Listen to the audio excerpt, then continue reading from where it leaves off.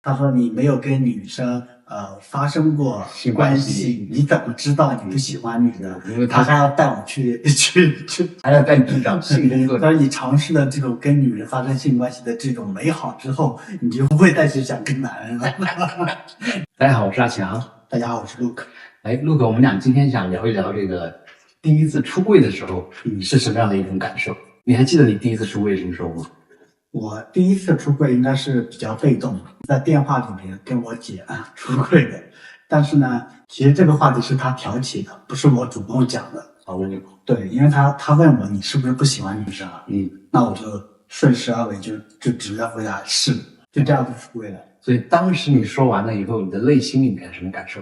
突然就感觉放松了一样。在我跟她承认之前的1年，她也问过我，但是我没有承认那个时候。所以为什么这一次问你的时候你就敢承认了？就是觉得时机到了。因为在之前也面临了很多的压力啊，就比如家里面催婚呀，比如说亲戚朋友给你介绍对象，你要去联系啊，你要去跟他们聊天呀，这种是非常消耗你的精力啊，慢慢就觉得很累。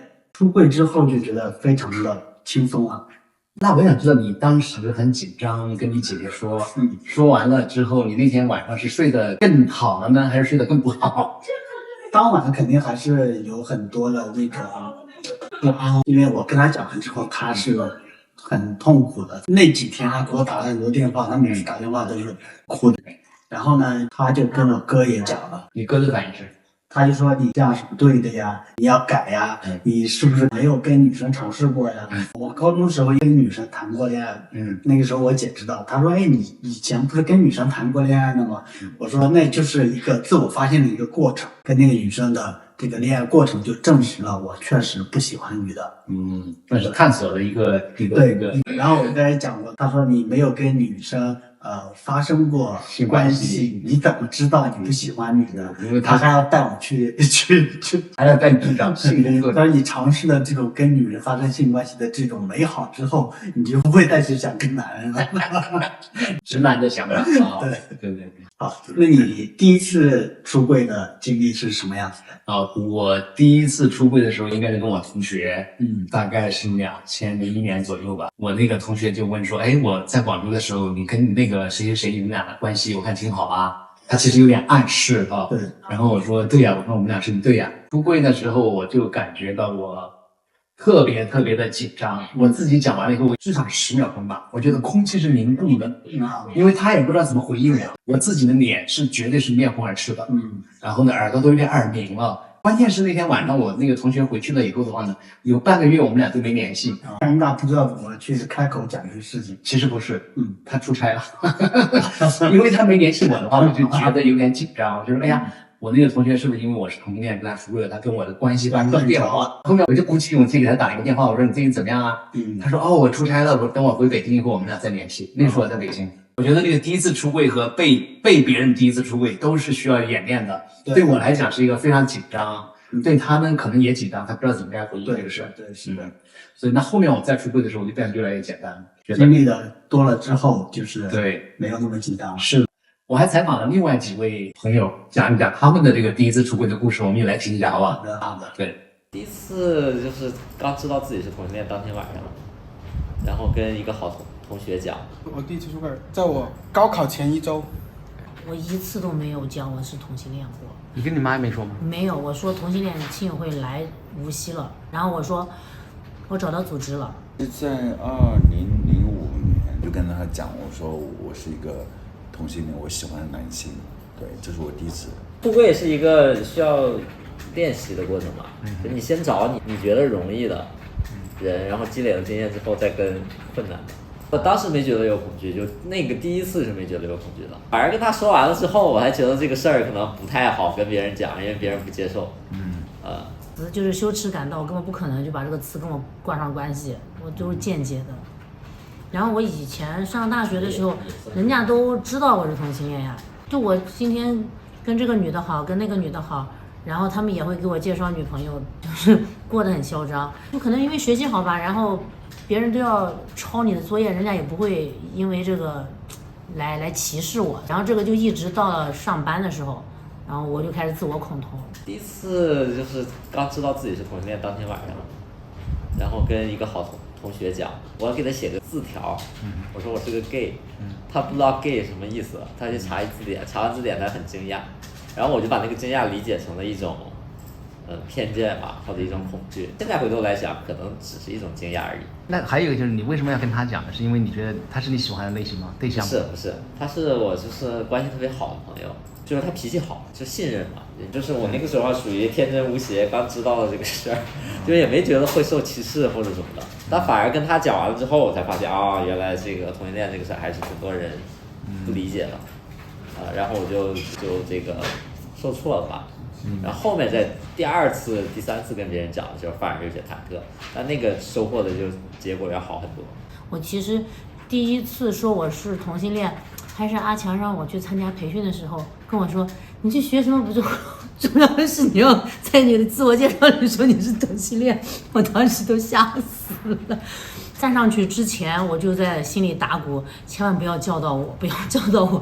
然后那个叫我上去了以后，我前面绕了一大坨，我在想我得完成作业。然后我讲完了以后，我发现全场前面好像大家好像都松松垮垮，突然就呆住了这些人，说然后都能听到针尖掉在地上的声音。然后我看到有的人很吃惊的看着我，然后有的人好像有一种鼓励的吧，但大部分那种鼓励的眼神是女生的，然后异性恋男性比较就是有点恐惧吧，就那种眼神就是呆住的那种感觉。然后我就感觉我交完差了，然后坐下来，坐到我的座位上，然后我这一天不知道怎么度过的。有一个直男，那个光头，我本来是带着比较就是科普的心态跟他们分享同性恋是什么，然后那个人就在小组吃饭的时候，居然就在那里问，那个，不知道有个问题好方不方便问你啊？然后我就感觉好像不太好，然后但我又要克制自己，然后我说你说嘛，然后他就说，你们女的怎么做爱的？然后我现场的我那个小组的组长就突然站出来，他说你这样问很冒犯，别人如果问你跟你老婆怎么做爱，你怎么回答？然后那个话题就结束了。后来我就好感谢这个组长，结果这个组长是个双性恋，他跟我说他出轨了，他是双性恋。你有跟你的亲戚啊什么直接说这个吗？亲戚的话都很后面了，都是我妈说的，具体怎么说我也不知道。后面是我妈跟我妈那边的亲戚就是分别说了我的情况。然后我就发现我爸好像一直不肯跟他的那边亲戚说，然后那个时候我自我认同变好了嘛，大概是前年还是去年的时候，我就跟我大姑说，我说我是同性恋这个事情，然后他说，哎呀，我们早就知道了。我说你怎么知道？我没有跟你讲过。他说你朋友圈都那样了。我就说那你会怎么看嘛？他说我们也都讨论过，你奶奶说你是有福气的人，说就不用考虑什么生孩子、照顾男人这种事情，说你这辈子是享福的。我想我奶奶怎么那么开明？然后我还问他，我说那你怎么不跟我爸说？你们都知道。他说我们要尊重你爸的，你爸那个不告诉我们，我们得假装不知道这件事情。我那时想亲戚们配合的真好。我那时候我大学我还交了一个女朋友，然后后面的话就因为生病休学之后我就有更多的机会接触到就是外面的一些信息，那个时候才慢慢的就是明白自己是一个同性恋。在了解这个事情之后，我就萌生了我必须要跟他分手的一个想法。我跟他讲我要分手，但是我又找不到合理的理由，没有办法，我就跟他讲，我说我是一个同性恋，我喜欢男性，这是我第一次。他表示特别的震惊，他觉得他需要消化一下。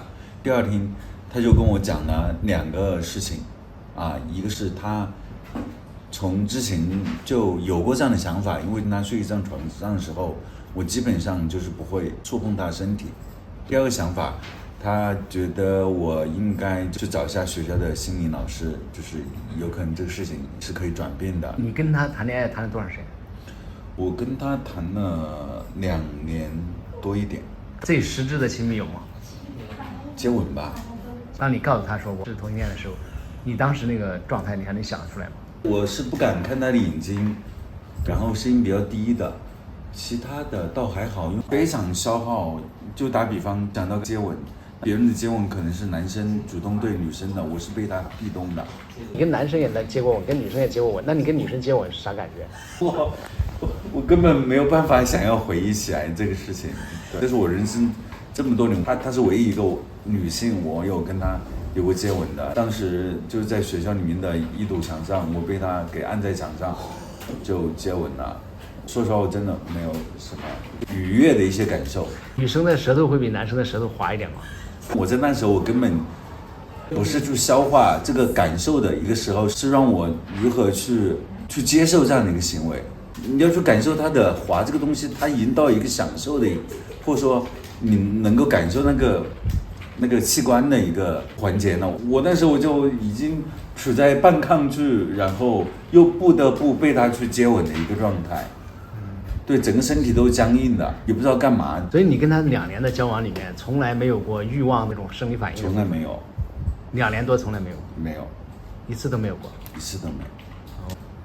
在我高考前1周，因为当时我就发现我喜欢了班里的另外一个男生，当时我很难受，因为那个男生跟我报的志愿不太一样，就感觉高中一毕业以后见面机会几乎比较少了，然后我就很伤心，我就觉得离高考近一天，我就以后就再也见不到他了，我实在受不了，要找了另外一个比较铁的男同学跟他说我喜欢谁谁谁，然后我发现我怎么样，我也觉得我自己很变态，不知道怎么办。当时我那个同学呢，他没有那种歧视，他第一时间第一个反应他就安抚我情绪，让我先就是好好复习，过了高考再说，这一点是比较好。直到现在我一直我很感谢这个同学，因为当时是因为他我才会可以平复心情去高考，我才顺利就是过来。后来有一次比较搞笑的，就是在工作以后有一个场合，就是有一些女的那种服务的，在大家的起哄下，他们抓住我的手，摸到了那个女生的那个胸部，然后一摸的那个时候就有点像那种闪电的那种感觉，但这种闪电感觉不是那种愉悦或者是紧张或什么，反正那一刹你就会觉得它不是我想要的，我想要的就是胸肌，不是乳房。我现在回想跟我去那个性博会摸的那个硅胶的感觉是差不多的，我那一刻我就很确定我就是100%的是一个 gay。 所以现在其实讲同性恋3个字对你挑战已经没那么大了。因为好像你最恐惧的那些眼神呐、或者被冒犯都已经经历过了，你第一次可能不知道怎么面对这种。自从有人就是站出来说了那句话，我就觉得那本该就是应该我去维护我自己的，所以那后面就再也没有了。而且你越坦荡的时候反而你去看那些震惊的表情，你觉得好可惜啊，他们连这都不知道，我就是天使，我要来给你们科普了。不知道收看我们节目的朋友有没有出柜的这种经历哈？你第一次出柜的时候，当时那些感受是怎么样的？可不可以在这个评论里面留下你的留言，再分享你的故事？那我们今天的节目就先录到这儿，好，拜拜。